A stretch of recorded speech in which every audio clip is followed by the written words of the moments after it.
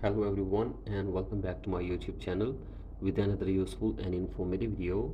So guys, in this video I'm going to show you how to fix Face ID is not available.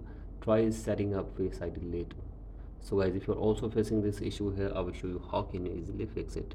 So guys, for that you have to simply watch this video till the end. So guys, first of all open settings and then go to general and then go to software update and make sure that you are using the updated version. And if there is any update available for you like this, simply update your device to the latest version. And after this, scroll it below and go to date and time and set your date and time from here. Again, go back and go to language and region and tap on region and select your country or region correctly. Again, go back and now go to VPN and device management and make sure that there is no connected VPN on your device as well.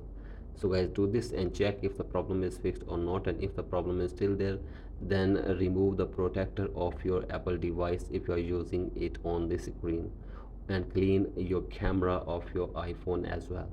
So guys, do this and check if the problem is fixed or not, and if the problem is still there, then go for the next solution. That is, you have to simply open the Sport app, and from here you can get any kind of help regarding this issue from the Apple team.